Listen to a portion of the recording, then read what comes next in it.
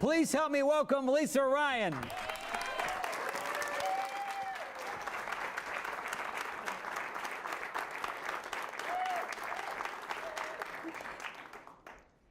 Gratitude is not for wimps. Do you know who said that? No. Dr. Oz and Dr. Roizen. Here I am thinking that gratitude is some kind of feel-good emotion, and yet the experts are telling me something a little different. We can actually show gratitude in 4 different areas, and actually shows a perfect acronym, so I'm going to use that. First, we look at gratitude from the self, how it changes our perspective and the events that happen in our life. We look at gratitude from health. Studies have shown its impact on strengthening both our immune system and our heart. Our relationships with others. I know that every one of you in this audience knows how good it feels when somebody that you love says thank you. And it helps us in our wealth. From a business standpoint, employee retention, customer retention, and bottom line profits. Speaking of bottom line profits, and I know this is going to age me a little bit, but all of this talk about being wimpy reminds me of that trash bag commercial. You know, wimpy, wimpy, wimpy, hefty, hefty, hefty. And I think about how can we use gratitude when we're pushed to our limit? When just like that trash bag in the commercial, we're ready to explode. My gratitude practice started in 2009 when I was writing down 3 things that I was grateful for. And things in my life started to shift. I no longer took for granted the good that I had in my life. And over time, my gratitude muscle was going to be put to the test. The first time it happened was in October of 2009. At that time, I was very successful in medical sales. I had a company car, full expenses. As a matter of fact, I had not paid for gas for 7 years. Life was good. And then I was invited to an organizational announcement. Now, what do you do when you get that email? Do you sit by calmly and wait to see where the chips fall? Or do you call all of your colleagues to find out exactly what's going on? Who's going to get canned? Who's going to get promoted? Well, okay, that's what I did. Nobody knew a thing. It was like the best kept secret ever. So sure enough, the morning of the conference call, my colleague phoned me and she said, hey, the time's been changed for the conference call. I said, really? I didn't get that email. She said, you weren't on the list. Ouch. It was at that moment that I realized that there were 2 conference calls, one for me and 11 of my colleagues, and the other for the rest of the company. The conference call went something like this. Yeah, the company's going through severe financial problems right now. We're going to lose $10 million this year.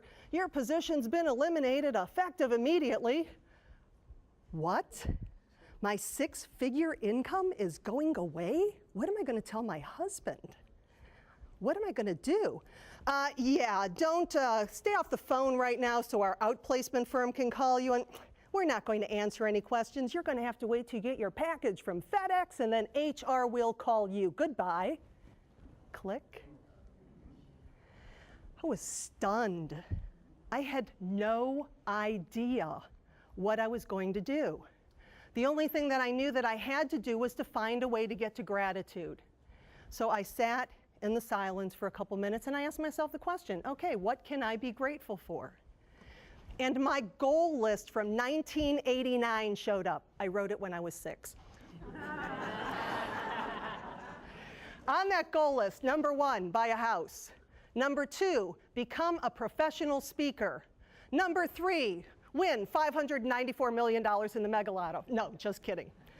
Number 3 was to write a book. And I realized that goals that had been on my list for 20 years were now being open to come to fruition. And they have. I realized that that phone call was the single best thing that ever happened to me. So losing an amazing job that I loved actually helped my gratitude muscle get to hefty, hefty, hefty.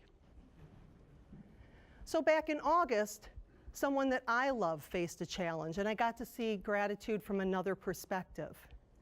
And that's when my father suffered a stroke that affected his ability to talk. and his ability to reason and think.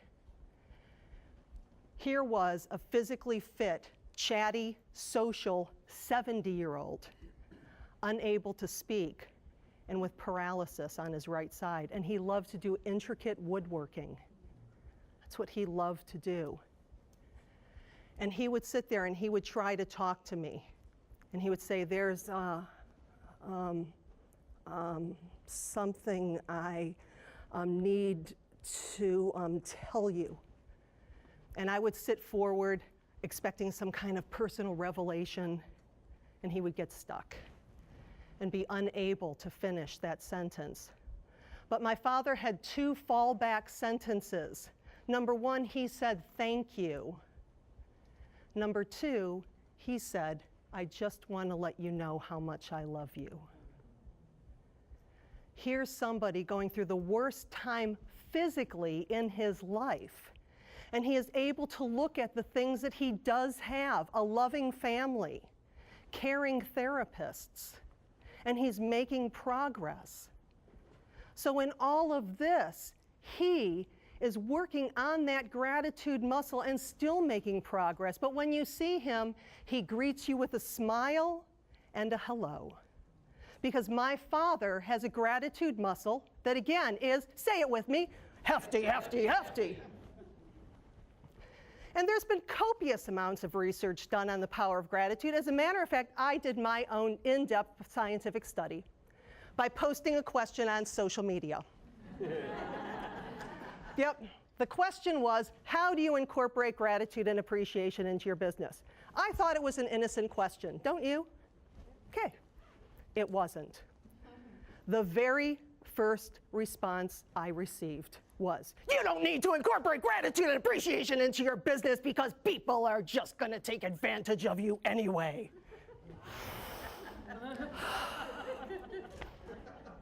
So I emailed her back. I'm really sorry that you feel that way. That's all right, I'm a big girl now and I'm moving on.